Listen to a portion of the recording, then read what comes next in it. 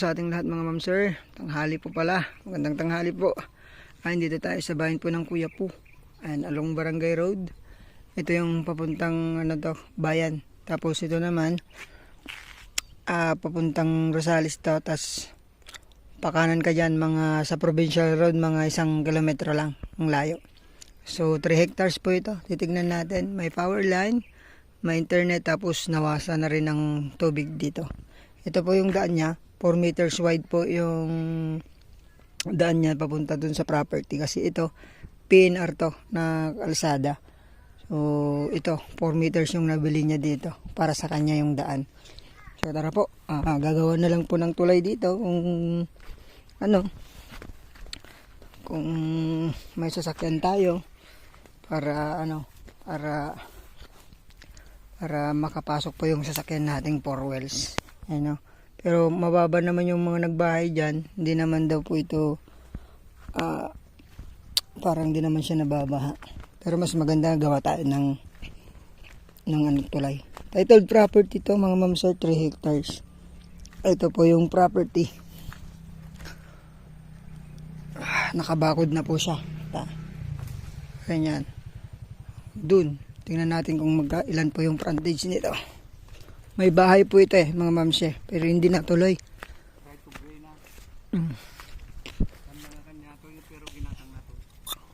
Saan nag-umpisa ang property cap? Dito. Yung bahay.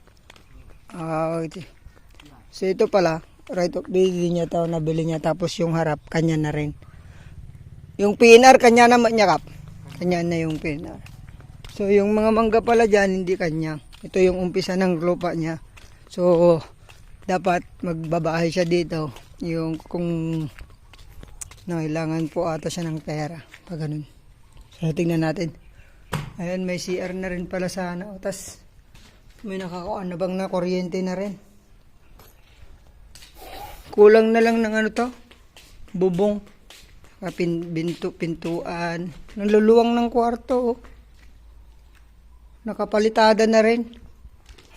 Hindi na ba niya nabahayan niya ba to, Kap? Hindi. Hindi niya nabahayan. Na yung mga kuryente nga, ulo na lang. Tsaka pintuan. Gaganda pa ng switch niya. Ito. Tapos hanggang doon yung property, Kap? Doon, direksyon na doon sa may manggang malaking yon. Yan? Ito na yung hanggang doon naman. Sa may bakod, diretso din yan. So pag ganun doon, kasama yung makawayan Ayan, hanggang doon po mga ma'am sir. Diretso ito. Tuturo ko sa inyo to. Ayan. Yan yung umpisa ng bahay, diretso. 3 hectares po ito maluwang. May fish pan, may mangga. Ito po, pilapil. Hanggang doon sa may mangga na yan. Ayan. So, tinatamnan doon ng palay. Pwedeng farm. Pwedeng pag-alagaan po ng mga manok, panabong. Para nasa loob. 24 pieces na mangga. Tapos may fish pan. Tara, tingnan natin yung fish pan. Mga native po yung mangga. Mga mams. Ang lapit po ng national ay provincial. Ayan po. Pero hindi po tayo nakadikit doon. Sayang. Nakadikit lang po to. Ayan po yung property. Dito sa bayan ng Kuya Po. 3 hectares. Kasama yung mga mangga na kap. Yan. Ang ganda pala doon. Tignan natin, may kulungan pa siya ng baboy. Siguro from cemented road lang, mga mga 5 meters mula sa kanyang right of way. Pasok po yung 4 wheels mga ma'am sir. Hindi tayo nakadikit sa barangay road. Gawa tayo ng tulay. Ito pa lang pwede natin i-record karamihan. Flat pero crap. Hindi makapasok yung kanya muna. Yan May deep well to kap. Deep well. Mayroong kilang dito, gripo. Ang ganda ng pagkakalagay ng mga mangga dyan Yan yung pispan niya. Ang fish pan. May laman ba? Isang tilapia ba? Ay, isang fish pan. Isang fish pan. Tapos yun na yung pinaka-pan niya. May mga alaga pala sila dito. May baboy pala. Ito, lilim. So, pwede tayong mag-ano dito. Ay, may poso sila, Kap. Yan. Deep well.